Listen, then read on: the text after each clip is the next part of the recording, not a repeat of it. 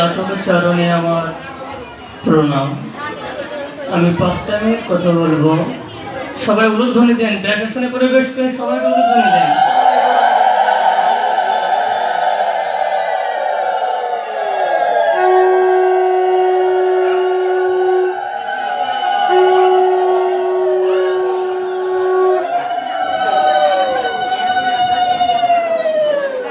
আজকের এই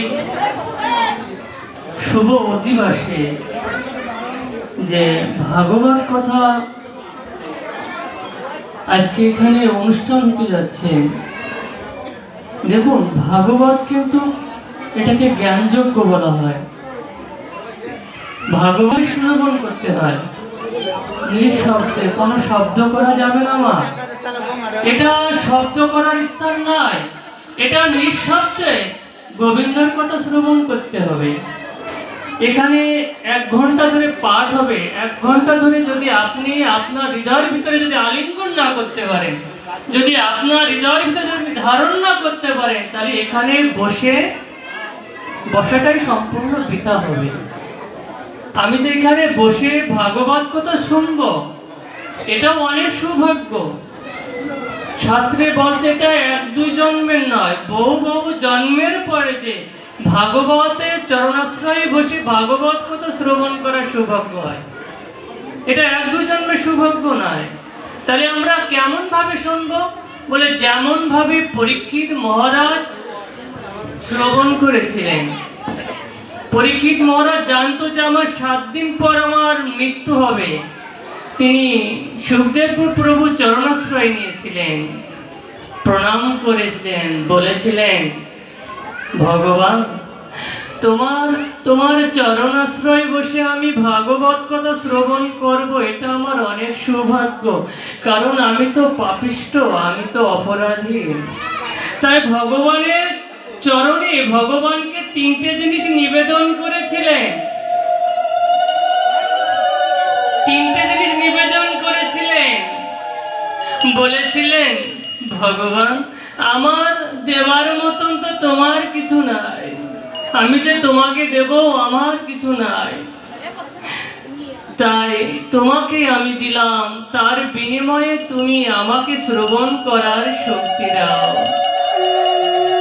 পরীক্ষিত মহারাজ দিয়েছিলেন কি? চক্ষু দিয়েছিলেন। বাবা, চক্ষুটা কেন দিয়েছিলেন? বলে চক্ষু দিয়ে আমি তোমাকেই দেখিব, আমি প্রাণ ভরে তোমাকে দেখিব, নয়ন ভরে তোমাকে দেখিব। কর্ণটাকেও গোবিন্দকে দিয়েছিলেন, বলেছিলেন কর্ণ দিয়ে যেন আমি তোমার নাম শ্রবণ করতে পারি। আর মনটাও গোবিন্দকে দিয়েছিলেন, বলেছিলেন এই মন আমি তোমাকে দিয়ে দিলাম, আমাকে শ্রবণ করার যেন শক্তি তুমি দাও, যেন যে কথা শ্রবণ করে যেন আমি আমার অপরাধের ফল যেন শেষ করতে পারি। আমরা তেমন ভাবে শ্রবণ করব। আমরা তো এখন আধা ঘন্টা 10 মিনিট হলেই, তিনি 7 দিন ধরে ভাগবত কথা শ্রবণ করেছিলেন। তো ভগবান হচ্ছেন দুর্লভ আর ভাগবত হচ্ছেন সুলভ, যাকে একদম সুকুমাতায় পাওয়া যায়।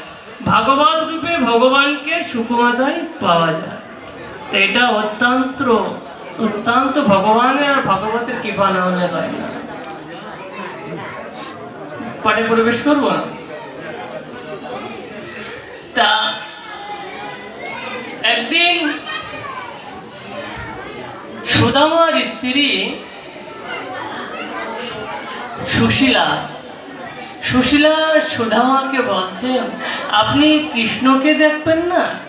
আজ সুদামা বলছে ওই কবে ছোট্টবেলায় দেখেছি, তা আমার তো দেখার খুব ইচ্ছা হয়, তা যাবো, তা কি নিয়ে যাব?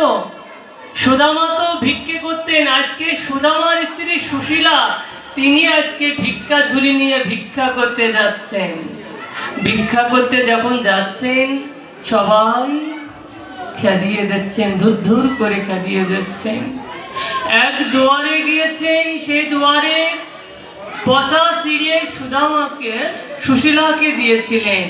আর সুশীলা দেবী সেই পটা সিঁড়ে সুদামাকে দিয়েছিলেন, আর সুদামা সেই সিঁড়ে নিয়ে যে ভগবানের কাছে দিয়েছিলেন।